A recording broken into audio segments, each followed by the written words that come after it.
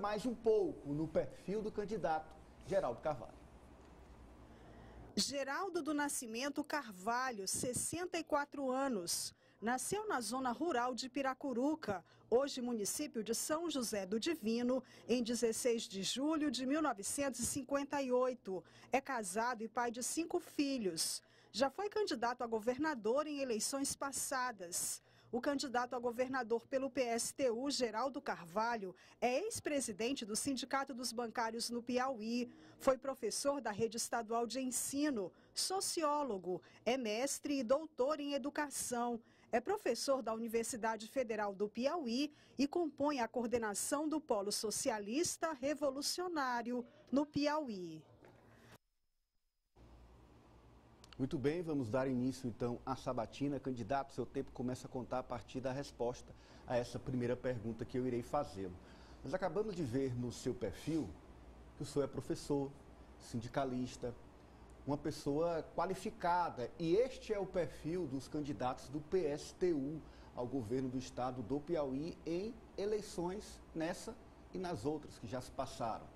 No entanto, o percentual de votos tem sido muito baixo. As pesquisas dessa vez, mais uma vez, indicam que essa baixa adesão do eleitorado piauiense às candidaturas do PSTU tende a se manter. O que o senhor pretende fazer para furar essa bolha, para avançar, para conseguir, de fato, ter uma candidatura ao governo do estado que chegue a um segundo turno ou que vença uma eleição no primeiro turno no Piauí?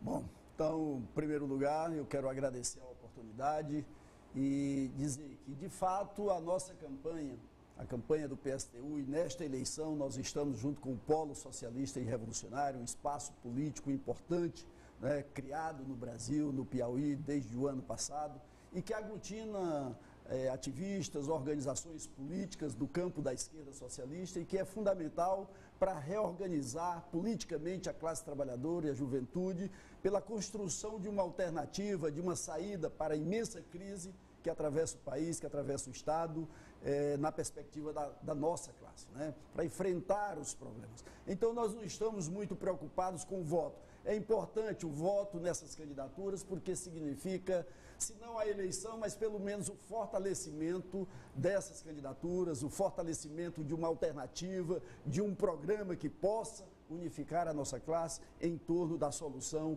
para os seus problemas estruturais que as outras candidaturas não têm condições de oferecer. Quando o senhor fala em outras candidaturas, eu pediria então, no complemento desse questionamento, que o senhor fizesse uma avaliação dos seus concorrentes na disputa pelo governo do estado, em especial aqueles nomes que estão liderando as pesquisas, estão à frente na disputa em relação ao senhor. Olha, as nossas candidaturas, tanto a presidência da República, com Vera Lúcia, né, 16, e a vice Raquel Tremembé, uma chapa feminina, negra, socialista, de luta, né? Aqui no Piauí, Geraldo Carvalho, com professora Gera, vice, e chapas na maioria dos estados, chapas proporcionais também para o Senado, são candidaturas a serviço da luta e da organização da classe trabalhadora. Essas candidaturas constroem um programa alternativo. Nós não acreditamos que o bolsonarismo, né, possa resolver os problemas da fome, do desemprego, da falta de moradia, os problemas que afetam os quilombolas, as comunidades indígenas, ribeirinhas, enfim, que afeta o povo pobre desse país. Nós não acreditamos também que a chapa do Lula com Alckmin possa resolver esses problemas, porque são candidaturas, tanto a do Bolsonaro como a do Lula, no que pese as diferenças. Bolsonaro tem um projeto de ditadura para esse país e nós precisamos derrotá-lo para ontem, né? Mas precisamos entender também que a chapa Lula-Alckmin não responde e não responderá às necessidades da classe trabalhadora. Aqui no Piauí é a mesma coisa. Silvio é o principal candidato do Bolsonaro aqui, tem como principal cabo eleitoral o primeiro-ministro do Bolsonaro, o Centrão, né, do Ciro Nogueira. Então ele não vai resolver os problemas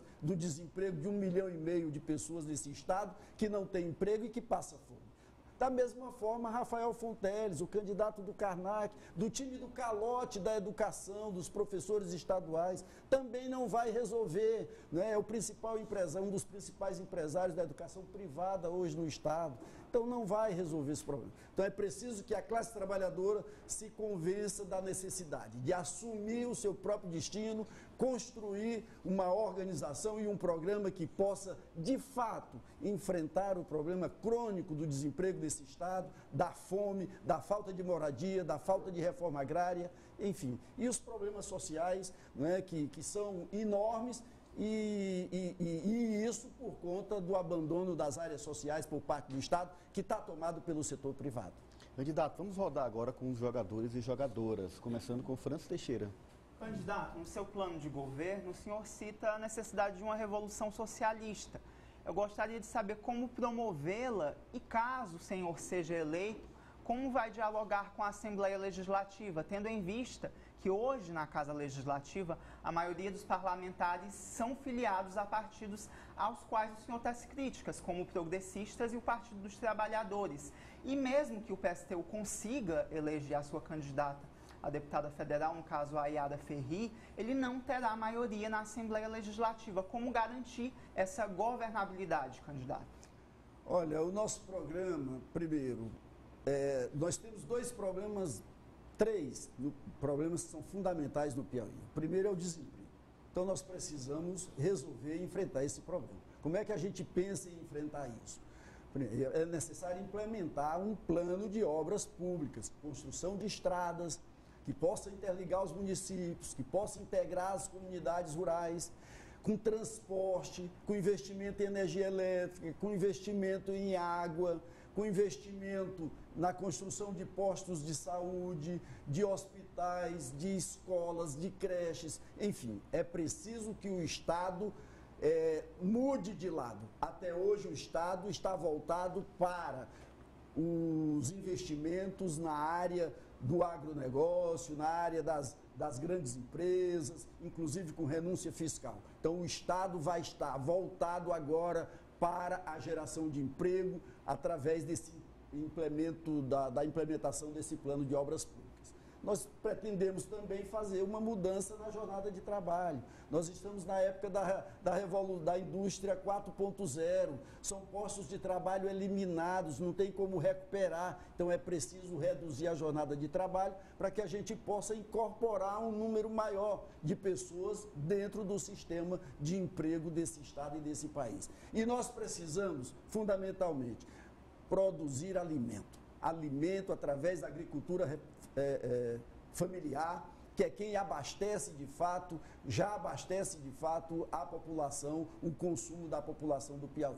O agronegócio vai ficar em segundo plano. O primeiro plano é a produção de alimentos. Não é possível que o Estado do Piauí produza toneladas e toneladas de grãos para exportação, para encher o bolso de meia dúzia de pessoas, inclusive com financiamento público, com terras garantidas pelo Estado em boa parte das situações, com isenção fiscal e não se invista naquilo que é básico e que é necessário para alimentar a população. Nós não aguentamos mais. A fome nesse país é gritante, né? E a gente precisa atacar. E isso é uma revolução. E eu tenho certeza que a população vai estar ao lado desse programa, dessas políticas. E nós vamos criar os conselhos populares, né? Com democracia operária e popular. O Conselho da Reforma Agrária, o Conselho da Agricultura Familiar, o Conselho Estadual do Transporte. E esses conselhos é que vão dialogar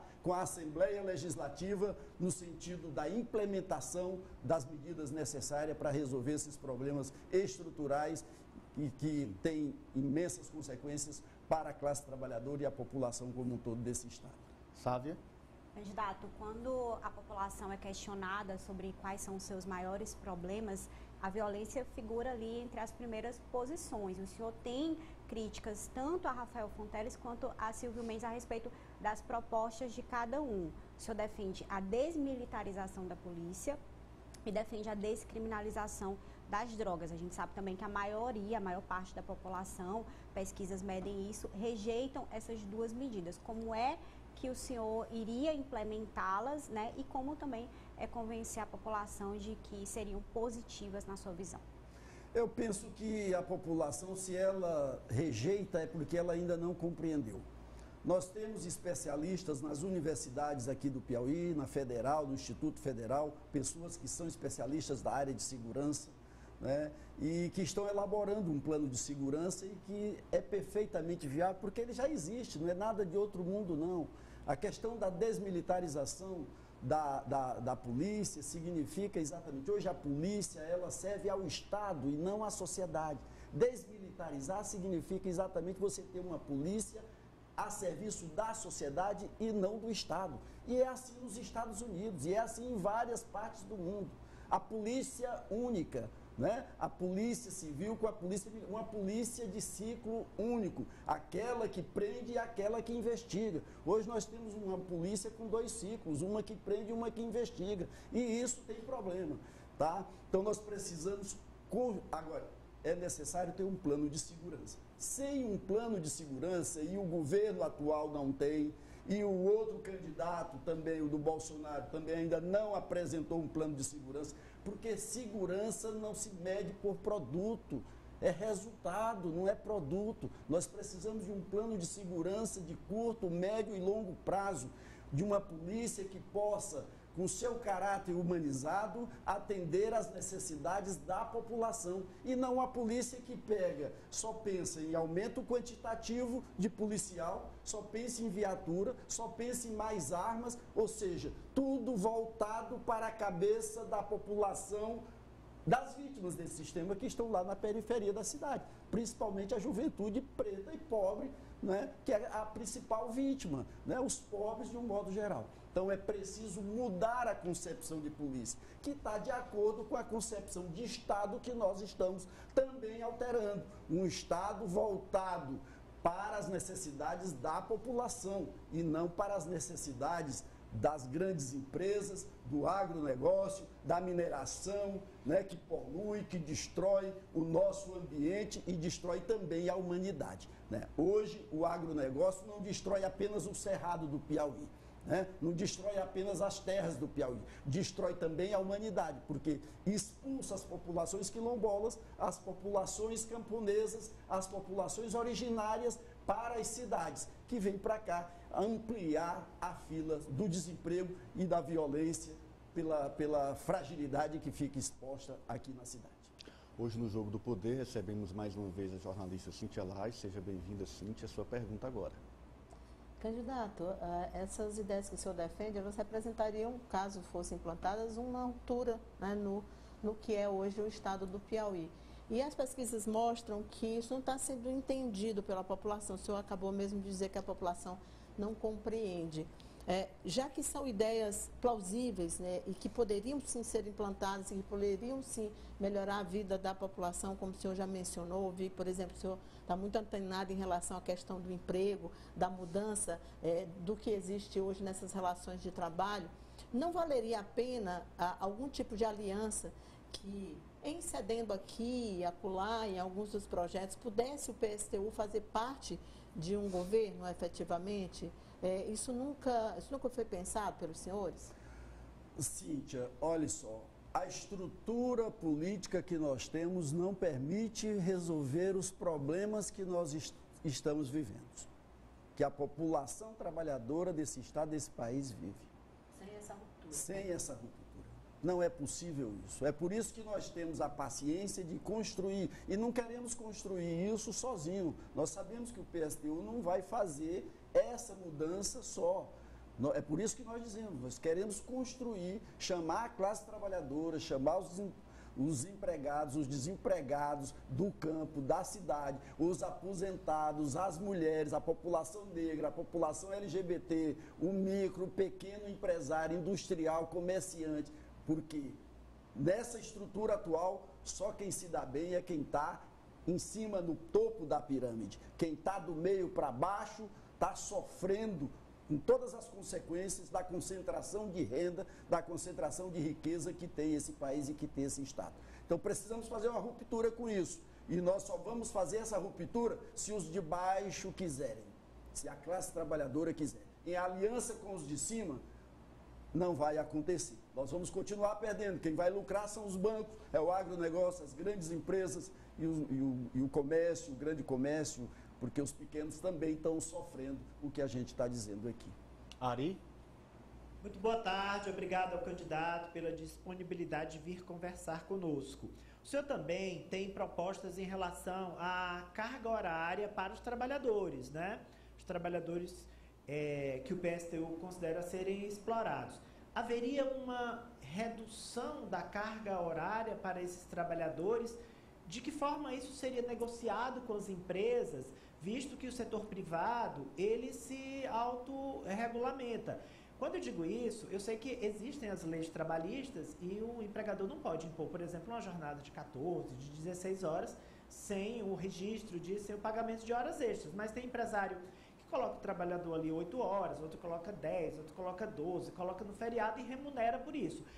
Para nós entendermos, eu me incluo entre os ouvintes e telespectadores. Bom, Ari, olha só, fizeram uma reforma trabalhista em 2017.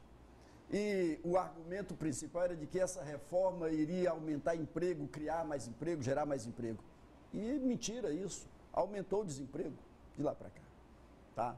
Então, o emprego é uma necessidade. Como eu dizia, na era da indústria 4.0, há um processo de eliminação de postos de trabalho. Então, é preciso que você redistribua a carga horária existente com as pessoas que estão na idade de trabalhar. Tá? Então, é preciso reduzir. A Alemanha fez isso, vários países na Europa têm isso, tá certo? É preciso que o Brasil também faça isso. Nós não vamos resolver esse problema com o processo de desindustrialização que vive o Brasil, com o processo de monocultura que vive o país. Nós não vamos gerar os empregos necessários se a gente não adotar medidas estruturais. E a redução da jornada de trabalho é uma delas. O forte investimento do Estado em infraestrutura, na geração de emprego e renda é fundamental, mas a partir da produção daquilo que a população precisa, a partir daquilo que é necessário para satisfazer as necessidades básicas da população, e não a partir daquilo que vai gerar mais lucro para fulano ou para cicrano, porque essa lógica é a lógica do que prevalece hoje e a gente tem o resultado que é uma tragédia social. Metade da população brasileira em idade de trabalhar está fora do mercado de trabalho. A violência cresce assustadoramente e tem setores muito mais fragilizados e penalizados por essa situação, como por exemplo as mulheres, por exemplo a população negra, né? Por exemplo a população ribeirinha, população quilombola, as populações indígenas, enfim, é preciso que a gente atue nas mudanças estruturais, nas transformações estruturais dessa sociedade, inclusive desconcentrando a riqueza, né? Você tendo um imposto progressivo, hoje o imposto é regressivo, as fortunas não pagam impostos, os ricos não pagam impostos, quem vive de dividendo não paga imposto, quem paga imposto é quem consome, a população, são as pessoas mais pobres, que é exatamente quem deveria estar sendo beneficiado. Candidato, hoje a fome é uma realidade para muitos brasileiros, para muitos piauienses. E aí há programas de assistência do governo federal, o Bolsa Família, o Auxílio Brasil. Eu queria saber a opinião do senhor a respeito desses programas e qual deve ser o papel do governo do estado do Piauí diante desses programas de assistência social, de distribuição de renda no país. É uma excrescência, viu, Ananias? A política de distribuição de renda, de auxílio social que o Brasil adota, sobretudo no Brasil do Bolsonaro, né? com esse auxílio emergencial aí de R$600, que não compra sequer uma cesta básica do estado de São Paulo.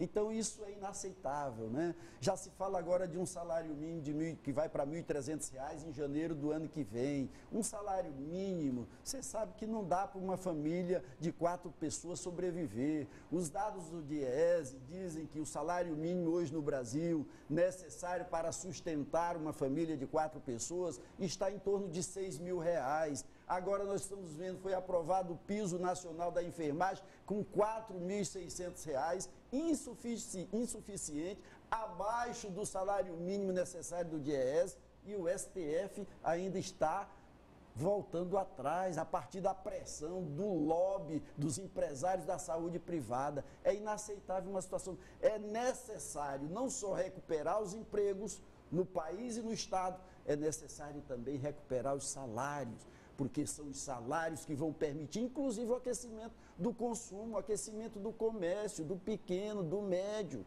tá certo? Então, é preciso recuperar o salário. Nós temos, durante a pandemia, cresceu o número de bilionários no país, e no Piauí também. Então, nós temos uma brutal concentração de riqueza. Nunca se produziu tanta riqueza no mundo como se produziu nos últimos tempos. Mas essa riqueza está cada vez mais concentrada nas mãos de um número cada vez menor de pessoas. Ou nós alteramos essa lógica, por isso que a Vera está dizendo, a nossa candidata a presidente, ela está dizendo, é preciso expropriar as 100 maiores empresas do Brasil se a gente quiser fazer justiça com quem está passando fome no país. Mas em um governo PSTU, esses programas sociais acabariam? Não, absolutamente. O Estado vai ter que investir mais nas áreas sociais. Olha, se você pegar o orçamento do Estado do Piauí, de 2014 para cá, diminuiu o investimento do Estado nas 10 áreas sociais. Diminuiu em todas elas. Saúde, educação, as outras nem se falam. A partir de 2017, com a reforma trabalhista e o teto, a emenda constitucional 95, reduziu mais ainda os investimentos do Estado nas áreas sociais. Mas o Estado não deixou de renunciar os seus impostos de ICMS. Rafael Fonteles, secretário de Fazenda de 2015 a 2018, renunciou, abriu mão de 2 bilhões de ICMS, né, para os grandes empresários. Por que não faz isso para a agricultura familiar? Por que aqui na beirada de Teresina, na zona rural, falta água, falta estrada, falta transporte? Porque onde a gente vai nesse estado, que as pessoas reclamam é de falta de transporte, falta de estrada, falta de água, falta de energia, falta de emprego, falta de renda, falta tudo. Como é que nós vamos? E aí a gente vai ficar assistindo de camarote, né? Lá no nosso gabinete, assistindo esse flagelo, né? Que está submetido à população trabalhadora desse Estado, às pessoas humildes desse Estado, por falta de assistência do Estado, e o Estado abrindo mão de receita em favor dos muito ricos já. França?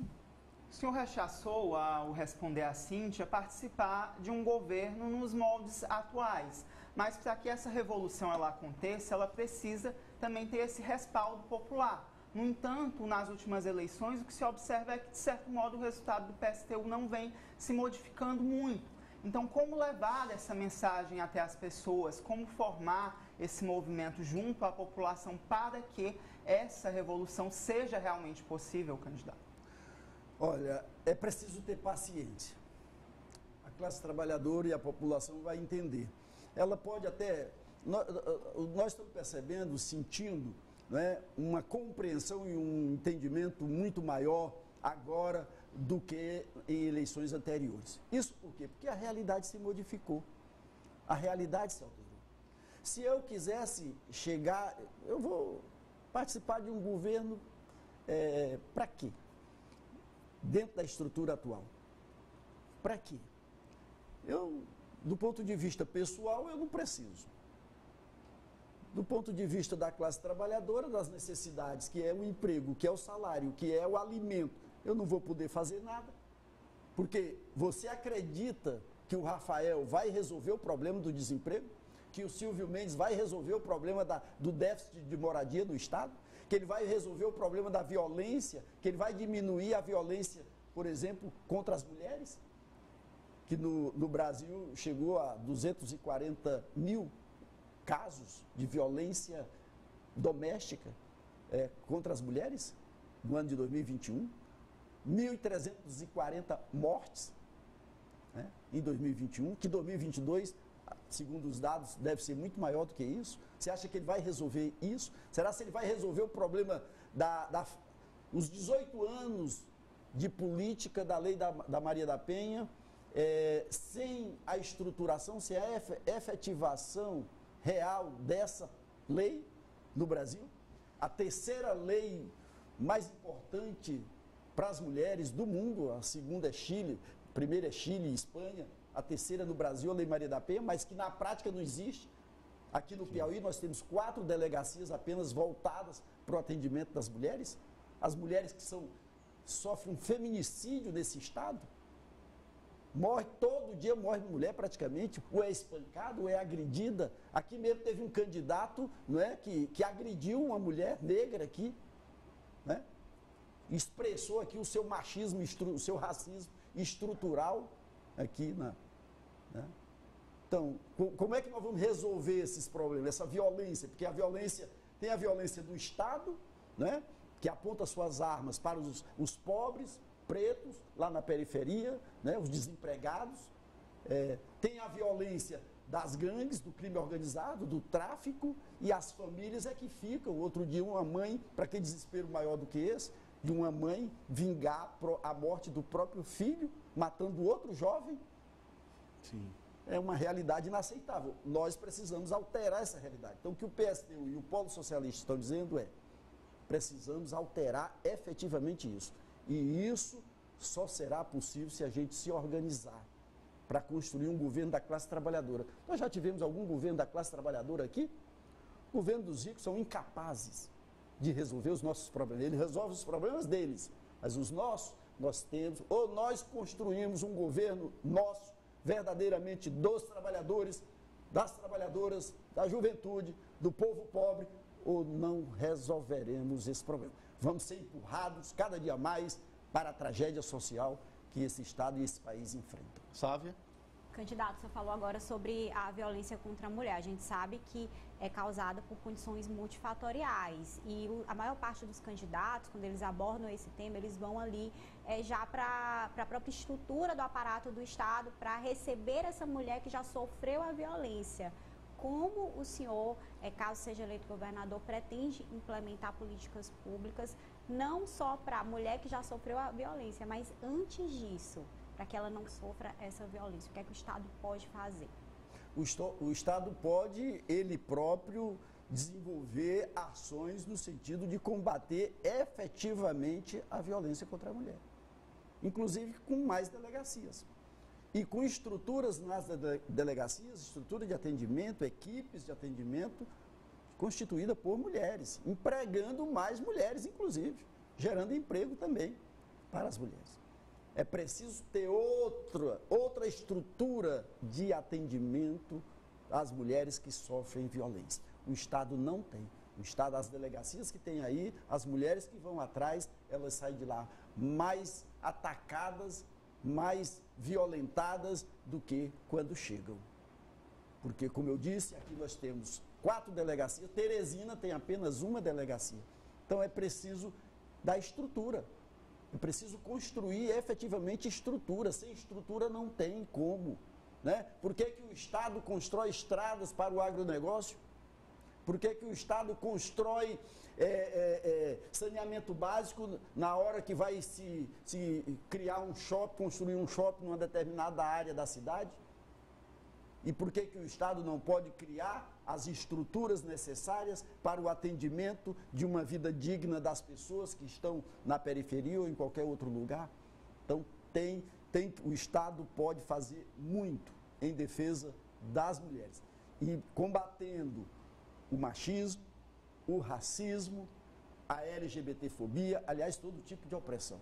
Né? Porque não são só as mulheres que sofrem com machismo, não é só a população negra que sofre com racismo, tem a população LGBT também que sofre muito e que talvez seja a mais marginalizada nesse Estado, nesse país. Então é preciso combater a exploração, a superexploração, através do trabalho, né? Rapaz, olha, corta coração, Ananias.